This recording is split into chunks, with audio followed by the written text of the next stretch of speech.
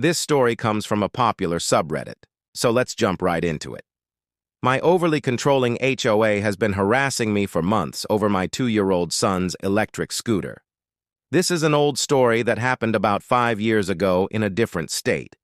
I had just bought a house in a planned community, and everything was going great until one day when I saw a man and a woman riding around on a scooter while checking out the neighborhood. I went outside and asked what they were doing, and they told me that they were from the local HOA.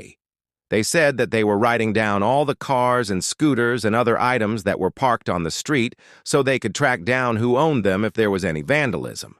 I told them that I'm sure that we can find something in the CC&Rs about where vehicles are allowed to park, but they interrupted me and said that they didn't have time for that.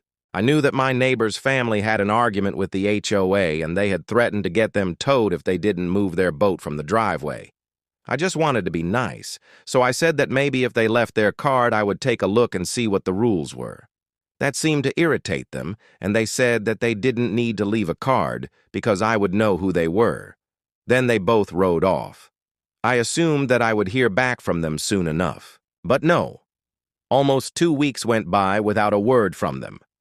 Then I got a letter in the mail stating that they had found a vehicle parked on the street, and that vehicle was mine. Specifically my son's scooter. The letter gave me 3 days to fix this issue, or they would begin action against me. 3 days later, I get another letter stating that I have violated the law in the CC&Rs by having my son's scooter parked on the street, and I have 3 more days to comply before I will face fines and penalties. I called the office and asked to speak to someone about this matter. After I explained the situation, the lady on the phone said, "Oh, we don't handle those types of issues over the phone. You have to put your request in writing." I did exactly that and waited. A few days later, I get a reply telling me that I should have known better than to argue with them over the phone and to expect further action. Okay, fine. Let them come after me. About a week later, I received a certified letter telling me that I had violated the rules once again and that I now owed the HOA $50 plus an additional $25 per day for each day that the violation continues.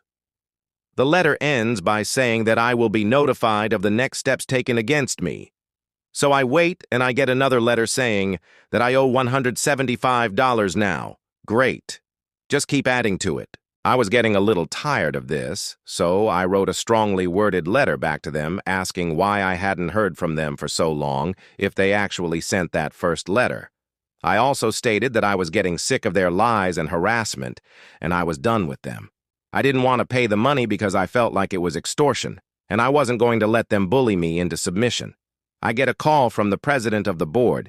He tells me that I need to pay up and that I need to stop causing problems. I tell him that he needs to explain why they had waited so long between the letters. He says that he doesn't have time for this, that I need to just pay up and go away. He starts to yell at me, so I hang up on him. I get another letter from them the next day.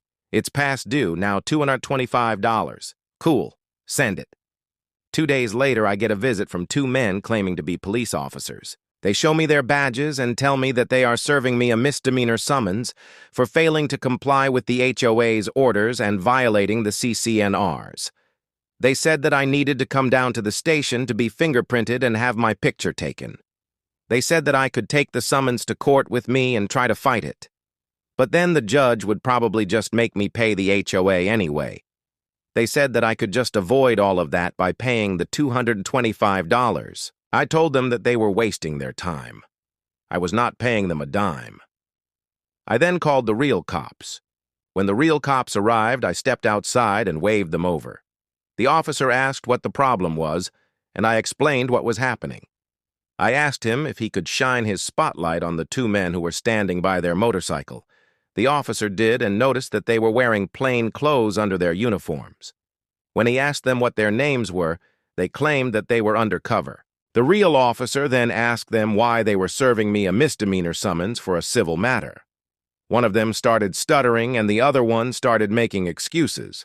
The real cop told them that they were no longer welcome in my neighborhood and to get off my property. My wife and I were laughing so hard that we could barely breathe. The real cop then told me that I was free to go.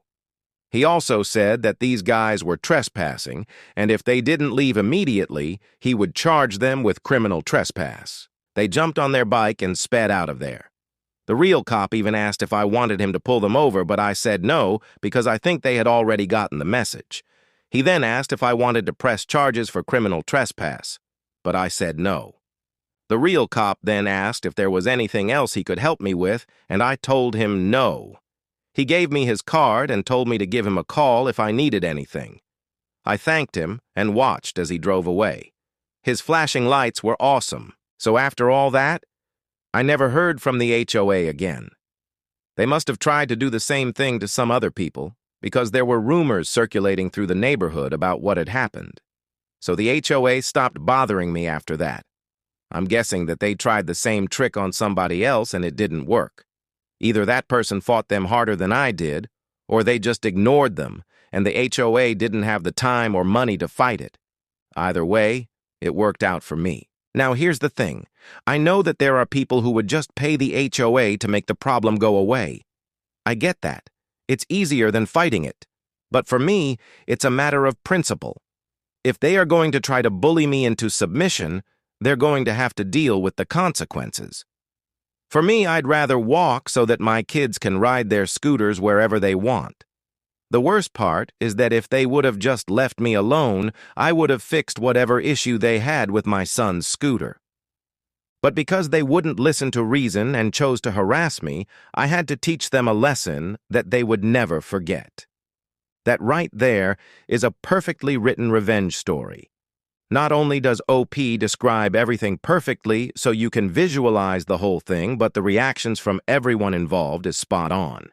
The cringe factor for that HOA is off the charts. But one question I had was, why was the HOA so obsessed with the scooter? Was it really that big of a deal? Well, apparently it was. Here's a comment from the author explaining it. Comment: the HOA thought that it was a monster truck or something. The kid was riding it on the sidewalk in front of our house, and it was making a lot of noise. The HOA thought that it was loud enough to disturb the peace. And speaking of disturbing the peace, we can't forget about that priceless line from the beginning. The author says, "The letter gives me 3 days to fix this issue, or they will begin action against me." Who says things like that unless they're trying to get wrecked? Of course, karma comes for all of us eventually. So it's good to see that she got hers here. As always, though, that's all for the story. So thanks for watching and have a great rest of your day.